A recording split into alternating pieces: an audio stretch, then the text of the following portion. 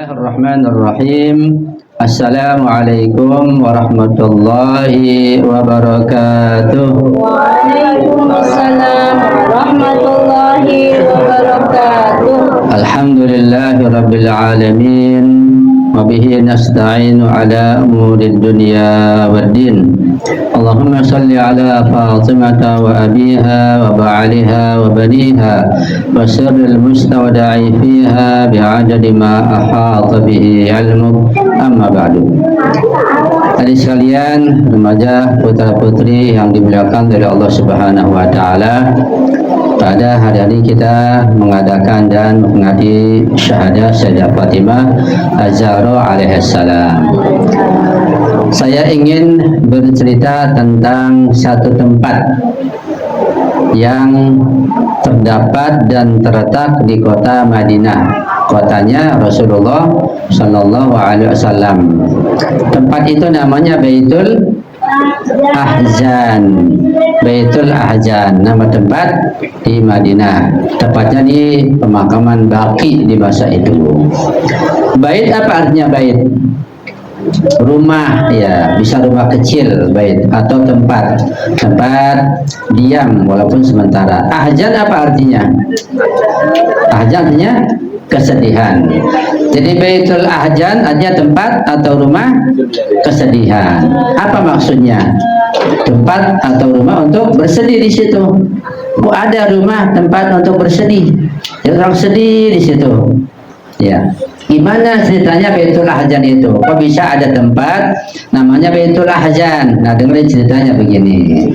Ya, bermula dari wafatnya Rasulullah Shallallahu Alaihi Wasallam.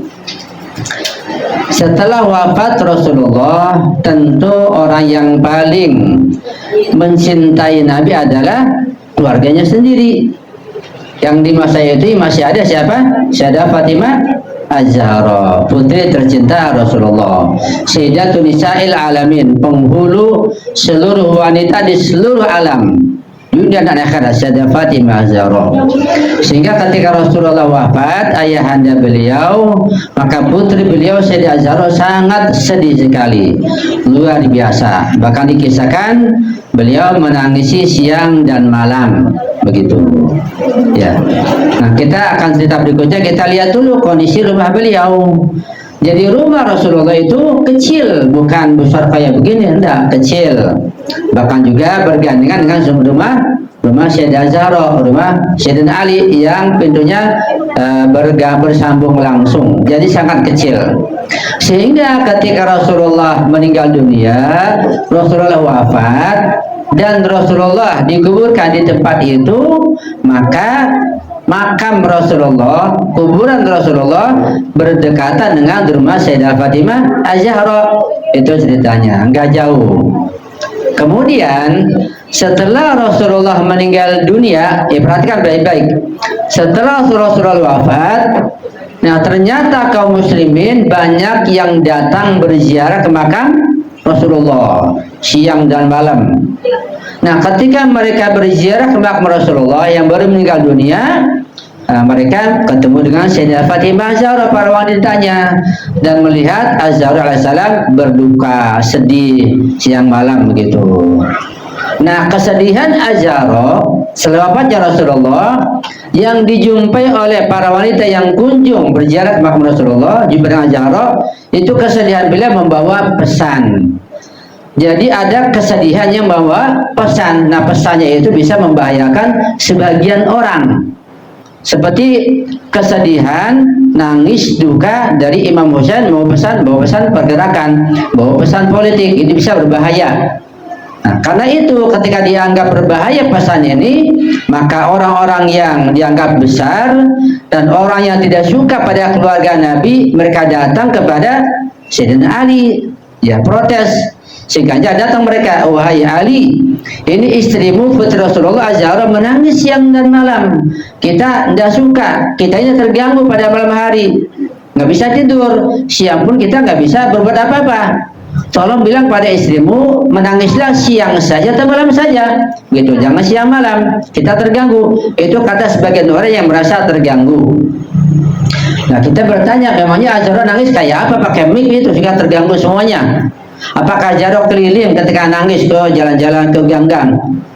Azharo nangis nggak pakai mic, jadi nggak kedengeran, juga nggak ke ganggang, nggak ada yang tahu menangis di rumahnya.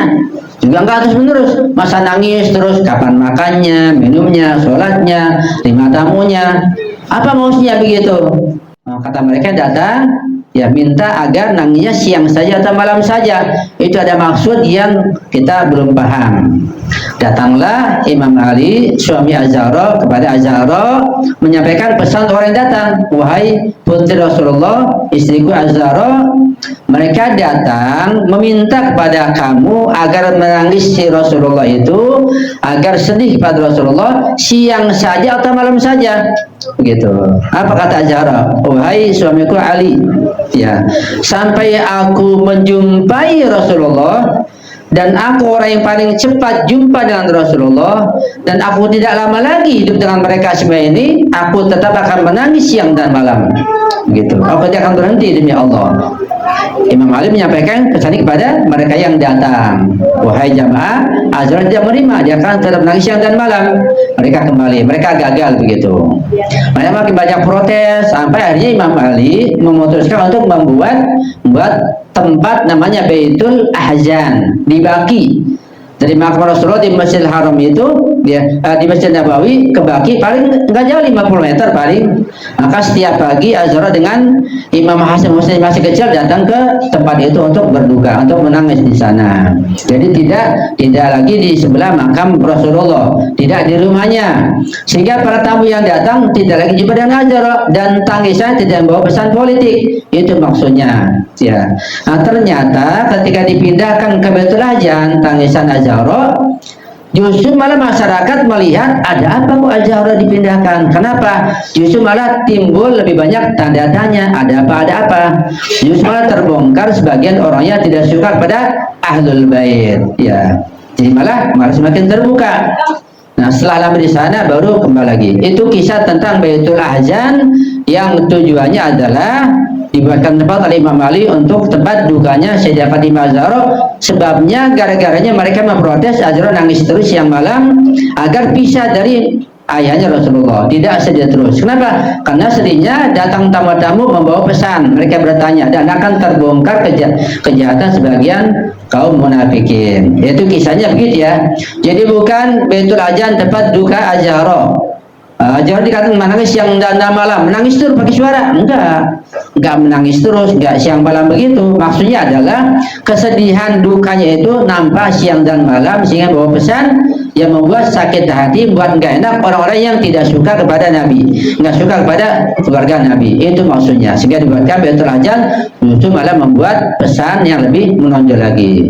Itu kisah tentang Baitul Ahzan menunjukkan betapa mereka yang tidak suka pada Ahlul Bait begitu sensitifnya kepada keluarga Nabi, sampai tangisannya saja, sedihnya saja, dan bawa pesan itu bisa dibaca, sehingga harus dipisahkan antara Azharo alaihissalam dengan makam Rasulullah yang berdekatan di situ. Paham ya? Itu cerita tentang Baitul Ahzan di masa Rasulullah yang belum banyak dibuka sejarah ini. Sekarang kita paham ya bahwa duka Azharo membawa pesan, dan tangis saya itu nggak pakai mic, nggak pakai speaker, dan dia menangis nggak turun ke jalan-jalan sehingga didengar oleh tetangganya. Jadi maksud mereka nggak bisa tidur di malam hari, siang nggak bisa kerja, karena kekuasaan mereka akan terganggu, terusik gitu. Itu maksudnya. Ada pesan-pesan yang kita tidak paham, pesan politik. Ya, paham ya? Semoga kita nanti ya di mahsyar mendapatkan syafaat kepada Nabi dan keluarga beliau insyaallah. Dan kita semakin bertambah pengetahuan kita pada Rasulullah, pada keluarga Nabi, kita tingkatkan ilmu kita, pengetahuan kita, dan juga kecintaan kita kepada mereka insyaallah, sehingga kita lebih dekat lagi pada mereka, pada Rasulullah, dan kita akan bersyafaat di dunia dan akhirat. Amin ya rabbal alamin. Sekian, mohon maaf. Assalamualaikum warahmatullahi wabarakatuh.